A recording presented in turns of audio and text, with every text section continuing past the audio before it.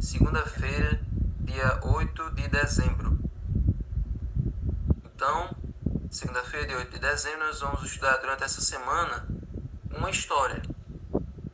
Não vai ser várias coisas como foi na semana passada, não. Vai ser mais simples. Tanto é que ontem na igreja eu estava passando a lição dos tipos e os antítipos. Aí os irmãos começaram a ficar sem ter o que comentar, sem ter o que falar, porque é muita profecia, muita profecia. Eu disse, não, mas próxima semana vocês vão ter o que dizer. Quando é história, é mais fácil do pessoal comentar. Então, essa semana todinha é uma história só. É estudando uma história só, um evento só. E hoje nós vamos estudar mais um episódio desse evento, dessa história. Em Josué 22, do 9 ao 20, fala o seguinte.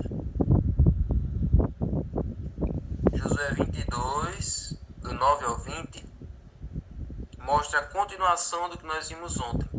Vocês lembram que ontem nós vimos que 2,5 tribos, que eram aquelas tribos a meia tribo de Manassés, a tribo de Ruben e a tribo de Gade, essas 2,5 tribos, elas foram até Josué e pediram a Josué que elas fossem para aquele território que elas acharam a leste do Rio Jordão. É porque eu estou sem o mapa aqui, mas era assim, tinha o Rio Jordão aqui, do lado oeste, do lado esquerdo, era toda a terra de Canaã, e do lado leste já era outro lugar, já era outro território. Mas essas 2,5 tribos, elas acharam melhor ficar do outro lado do Jordão, nesse outro território. Ou seja, não era na terra de Canaã, era do outro lado do Jordão. Se não me engano, esse outro território já era o deserto da Arábia. Então essas 2,5 tribos, elas quiseram ficar do outro lado, não junto das demais, das outras 9,5 tribos. Ou melhor, das outras 10,5 tribos. Isso, exatamente. Então, as outras tribos, que eram 12 tribos, então menos as 2,5 tribos, ficaram esse restante aí, habitando na terra de Canaã. Oi? 9,5. 9,5, exatamente. Então ficou essas 9,5 tribos habitando na terra de Canaã, e essas outras 2,5 tribos do outro lado do Jordão, que era a tribo de Ruben, de Gade e metade da tribo de Manassés. Então, como nós vimos ontem, Josué chamou essas 2,5 tribos que foram morar do outro lado e parabenizou elas, dizendo, olha, parabéns pelo seu comprometimento, pela sua força, pela sua espiritualidade, né, sua comunhão com Deus. Vocês ajudaram muito os seus irmãos aqui que estavam tentando achar o seu território, achar sua terrinha, sua posse. Vocês se engajaram nas lutas dos seus irmãos, vocês estão nota 10, vocês estão de parabéns. Agora vocês tenham a bênção do Senhor, podem ir para o lugar que vocês escolheram. Boa viagem, que Deus os acompanhe. Então, Josué, aí no capítulo 22, do 1 ao 9, do 1 ao 8, Josué abençoa essas tribos e despede elas. E despede elas com muitas riquezas, com muita roupa, com muito ouro, com muitas posses. Então eles vão abastecidos e ricos para aquele lugar que eles tinham escolhido. Só que aí, do verso 9 em diante, ou melhor, do verso 10 em diante, começa uma rusga, começa um problema. Porque essas 2,5 tribos que voltaram para o lugar que eles tinham escolhido, que é do lado oeste do Jordão, elas inventaram de construir um altar grande e vistoso, junto ao Rio Jordão. O altar, como eu tinha dito a vocês na outra semana, todo altar devia ser uma coisa discreta, devia ser uma coisa pequena, não devia ser grande, não devia ser alto, não devia ser um altar com pedras buriladas, tinha que ser com as pedras do jeito que estavam, não devia ter degraus, para que a pessoa que estivesse oferecendo sacrifício não ficasse assim num lugar tão alto que quem estivesse ali embaixo visse as vergonhas de quem estivesse lá em cima. Então o altar tem que ser uma coisa pequena, discreta e simples. Mas esse altar que eles construíram aqui foi um altar grande e vistoso, bonito. E aí as 9 tribos e meia que estavam do lado leste do Jordão, ou seja, na terra de Canaã, ficaram escandalizados com isso aí. Pegaram o ar com essa história, com essa construção desse altar. Começaram, não acharam bom não acharam legal não, essa ideia dessas 2 tribos e meia que ficaram do outro lado. E aí, verso 12, todos os filhos de Israel, quando ouviram isso, toda a congregação dos filhos de Israel se reuniu em Siló para fazer guerra contra eles. Ou seja, que história é essa que essas 2 tribos e meia estão se achando assim tão importantes que construíram um altar só para elas? E aí foram tirar satisfação. O que é que vocês estão fazendo? E aí chegou todo mundo nesse lugar onde eles estavam. Se a lição, ela chama atenção um negócio interessante. Quando vai se referir às 2 tribos e meia, diz assim: os filhos de Ruben, os filhos de Gade e a meia tribo de Manassés. É assim que ele se refere. E quando vai falar do restante do povo, diz, olha, todo o povo de Israel. Todos os filhos de Israel. Ou seja, o restante do povo são os filhos de Israel. E essas tribos que ficaram do outro lado é os filhos de Gade, de Manassés e a meia tribo. A tribo de Ruben, os filhos de Ruben, de Gade e a meia tribo de Manassés. Ou seja, o resto do povo era filho de Jacó. O restante do povo eram os filhos de Jacó, os filhos de Israel. E aquelas outras tribos era como se não contasse mais. Então, a maneira como foi escrito aqui esse episódio dá a entender que realmente ficou esse ciúme, ficou essa divisão, essa rixa. E aqui o povo se reuniu para fazer guerra, para fazer briga, para contender por causa desse altar que foi construído. E aqui começa uma série de acusações. O pessoal que se juntou em volta daquelas 2 tribos e meia, eles começaram a falar sério, começaram a falar de maneira bem grossa com essas tribos. Começaram a dizer o seguinte, olha, verso 16, que infidelidade é essa que vocês cometeram contra o Deus de Israel?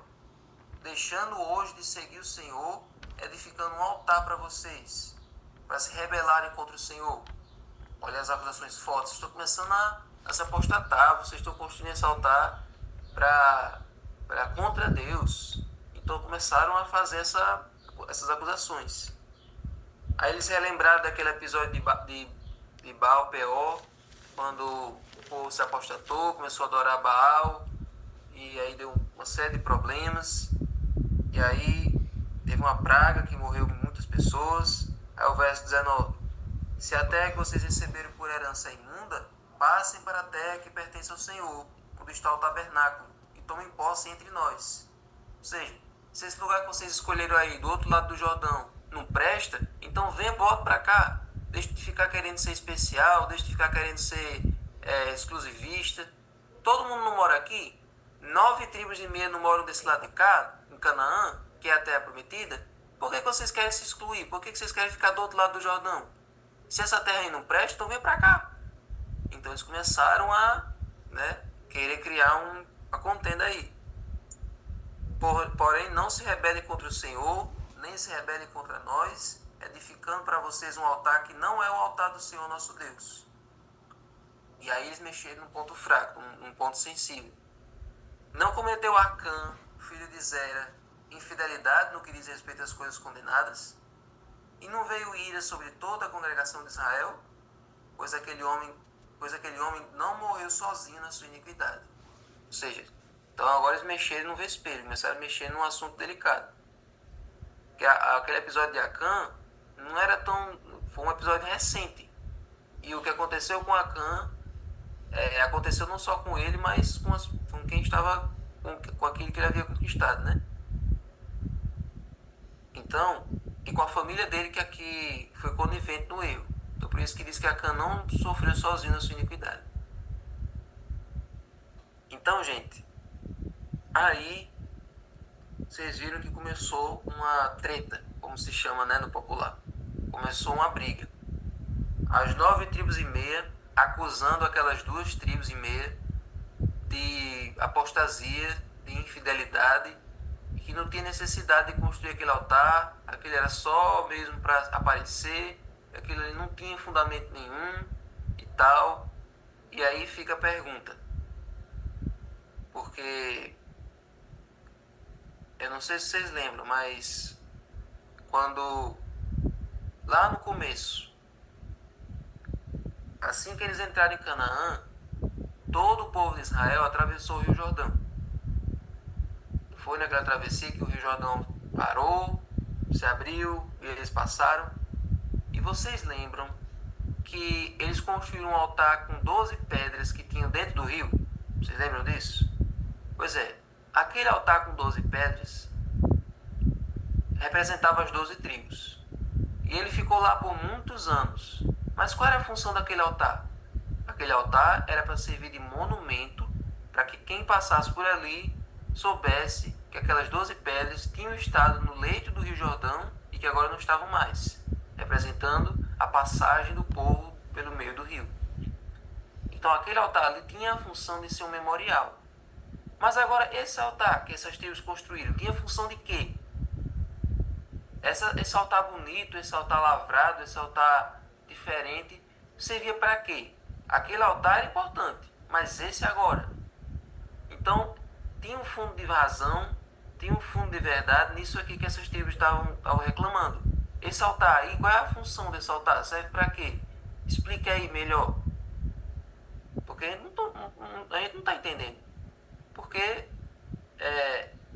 na Terra Prometida, que é onde as 9 tribos estavam, tinha um santuário, todo mundo tinha que ir ao santuário, quando era dia de expiação, quando era sacrifício, quando era festa. O santuário era o point do povo de Israel em Canaã. Então, para que você vai construir um altar para fazer essa rivalidade com o santuário? Então, eram muitas perguntas, muitos questionamentos que o povo estava fazendo. O povo ficou muito... polemizou essa questão do altar que essas 2 tribos tinham construído, 2 tribos e meia. Então, a falta de consulta a Josué, Eleazar ou aos líderes das tribos abriu espaço para um mal-entendido que potencialmente poderia levar a um conflito terrível. Ou seja, houve uma falta de comunicação aí. Não houve uma comunicação com os líderes, não houve um tratamento com mais cuidado, com mais cautela, e isso poderia ter levado a um conflito armado, poderia ter levado a uma coisa mais séria, mais grave, e por causa disso, esse episódio poderia ser um episódio mais infeliz ainda. Já era infeliz essa questão da desunião, né?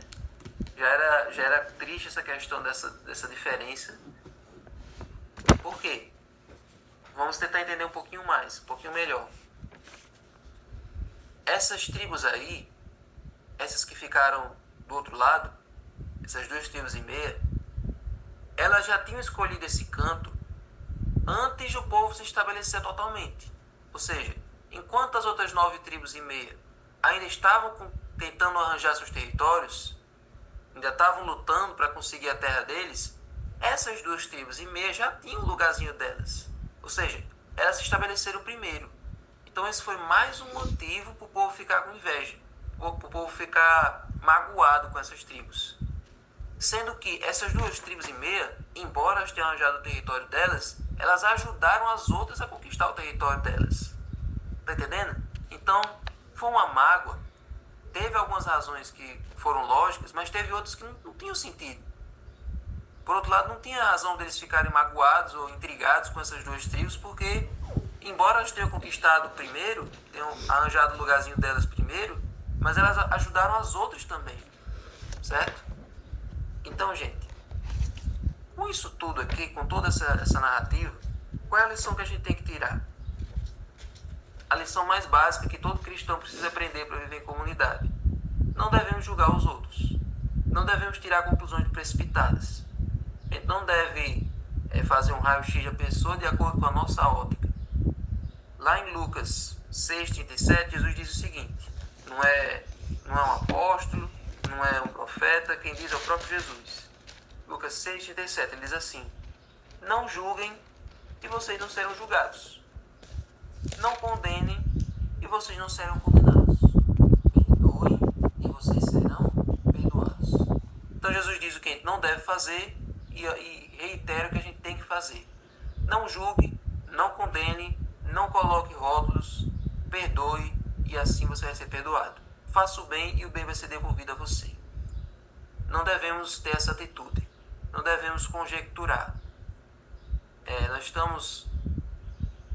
Nós somos como igreja um conjunto de pessoas diferentes, de situações diferentes, de casos diferentes. Somente Deus conhece o coração de cada um, a motivação de cada um por trás das suas atitudes. Então, um dia no céu, Deus vai dar ao seu povo, o poder de julgar o mundo. Mas nem esse juízo comprovativo que os salvos vão ter lá no céu vai decidir o caso de ninguém. Esse juízo vai ser apenas para a gente comprovar a justiça de Deus. A gente vai analisar o registro da vida das pessoas, mas é apenas para comprovar que Deus foi justo. Então, antes desse momento do juízo comprovativo, que vai ser no milênio, hoje nós não podemos ter o direito de julgar ninguém, porque a gente não conhece a vida de ninguém, a gente não sabe o interior do coração de ninguém, os pensamentos de ninguém. Deixe o juízo, deixe o destino de cada pessoa nas mãos de Deus, certo? Então, quando nós julgamos, quando nós colocamos rótulos, como esse povo fez aqui, criamos contendas, criamos rixas e nos tornamos um povo separado. E um povo separado, um povo dividido, um povo magoado, um povo intrigado, não tem como pregar o evangelho. Não tem como ser exemplo para as pessoas de fora. Quem é que vai querer fazer parte de uma igreja onde as pessoas não se dão bem? Quem é que vai querer fazer parte de um grupo que não se une, que não se entende, que falta comunicação, que falta a unidade de pensamento? Então, a nossa igreja deve ser conhecida como a igreja do amor. Não só amor solidário, não só um amor com as pessoas de fora, mas amor entre os próprios irmãos, que possam ser como uma família, que pensa de uma maneira só, que age de uma maneira só, que se comporta da mesma maneira e que todos têm o mesmo sentimento uns com os outros e que estão dispostos a compartilhar tudo uns com os outros, como era na igreja primitiva. Então, gente, durante a semana nós vamos continuar estudando essa história. Essas 2 tribos e meia vão explicar por que construíram esse altar. Mas hoje a lição é essa. Não vamos criar entendas, não vamos criar separações e partidos entre nós.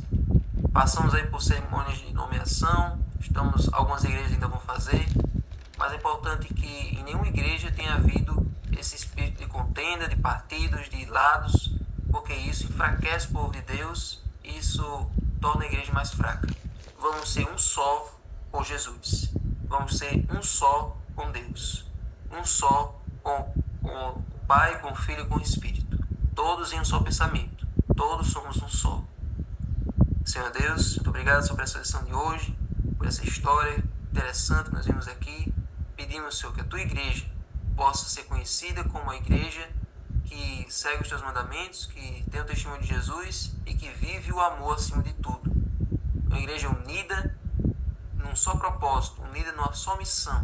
Se a igreja toda estiver unida numa só obra, num só foco, num só objetivo, o Senhor vai voltar mais rápido. Então nos ajuda a ter isso na nossa mente, no nosso coração. E agora, abençoe todo o livro, ouço pedir mais. Dá-nos uma boa semana. Em nome de Jesus. Amém.